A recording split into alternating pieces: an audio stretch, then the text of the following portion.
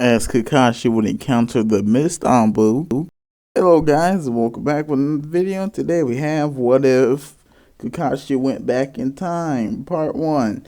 Anyways, hopefully you enjoy, and don't forget to like, comment, subscribe, also share, that does help. And with that, play the intro. It's our time to shine. Show that's the kind of state of mind you gotta combine with hard work and time. You gotta climb to the top. Don't let yourself drop till your heart stops. Let this beat rock. Got a new clock and a new stock for this new rock. Just let your mind loose from the new stock. Drunk off the goose, thinking that I'm Tupac. Getting caught with a few thoughts. Anyways, we start off with if where Kakashi is boundly Obito in the comic dimension.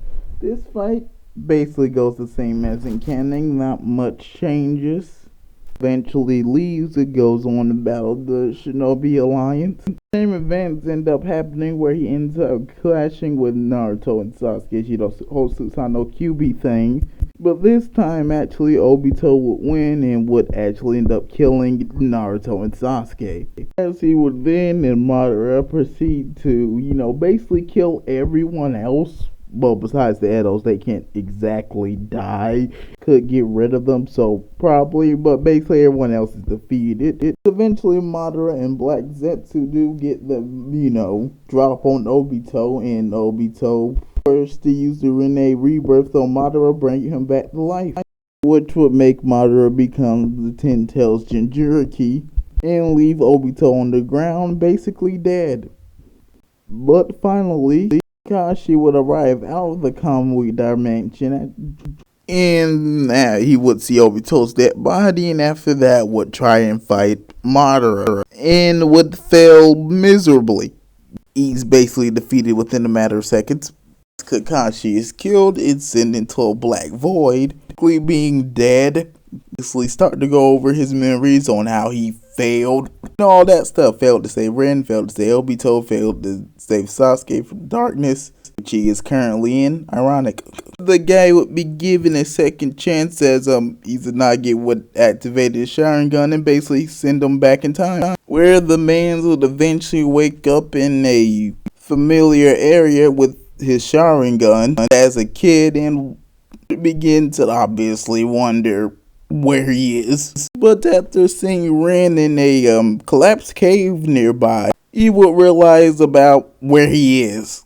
And when realizing he kind of got a second chance and not wasting any time, and ends up fighting the rock Obito was stuck under, and would Chidori that thing in the smithereens, finding Obito's knocked out body but still alive. Or maybe he's still conscious, but why not knocked out? And after leaving Obito's friend, he would still go to fight that one stone Jonin he did.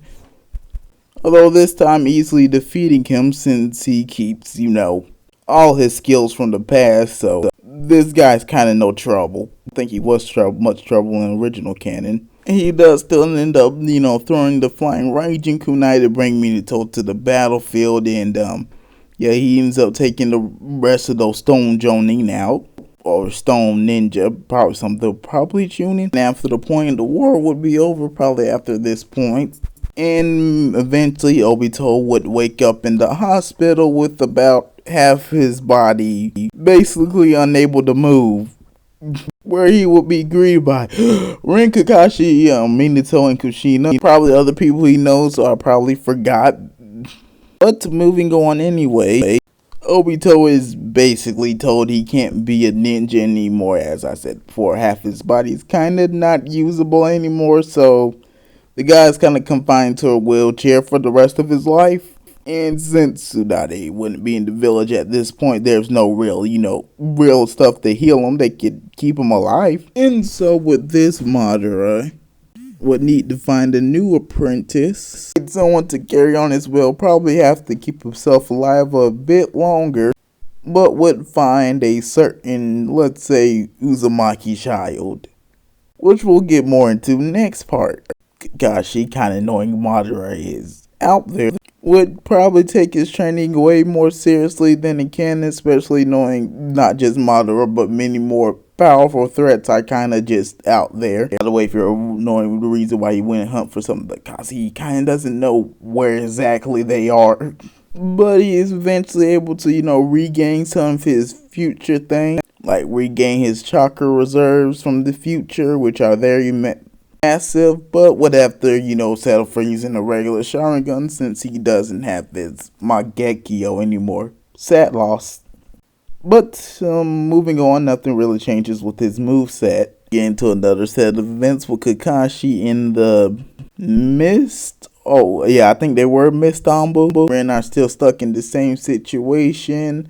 However, this time Kakashi having a second chance would think to do a different idea and would use a flying Raijin kunai to bring Minato to the battlefield of forest. Explain the situation to him. Well, not much explaining when there are a bunch of Mr. Ambu trying to kill you. As him, Minato would end up, taking care and probably killing all the Mr. Ambu. Although Ambu aren't really that hard to deal with. But eventually, Minato and Kushina are able to fix, Ren's seal to make sure she doesn't explode when getting in the village or however it was set to go off. And so that situation is actually resolved pretty easily. Ren becoming the Three Tails Jinchuriki more permanently this time. This leads to a few things with Ren happening that I'm going to have to go over. She picks up water release.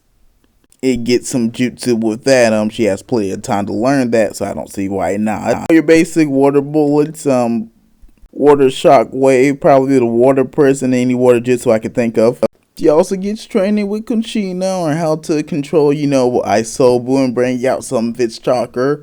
She also does have core release thanks to, Isobu or the Three Tails. I could be pronouncing his name wrong. And also now a pretty sizable amount of chakra reserves. And after a few years, I think through her Kai nature, she is able to befriend Isobu or the Three Tails. Use that full Biju transformation. Also, her and Obito do end up together, in a side note. And probably do have a child. Luckily, Obito's area wasn't crushed by the rock too much, so, yeah.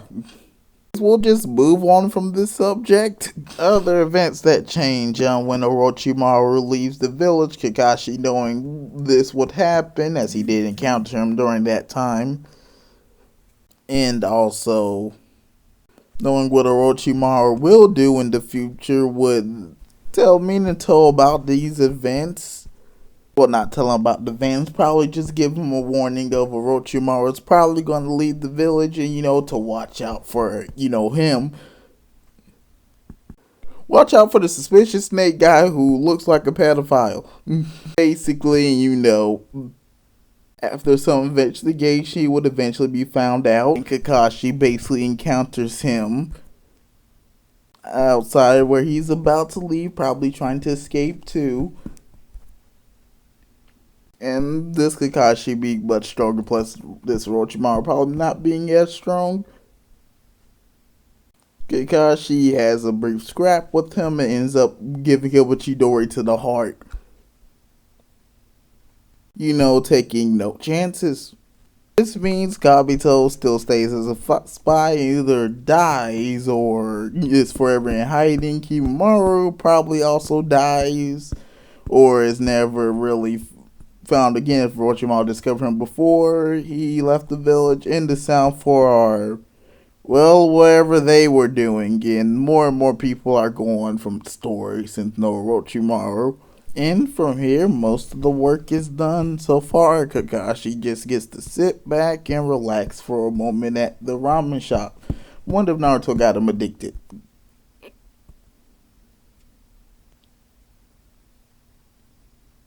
After all, nothing's going to happen.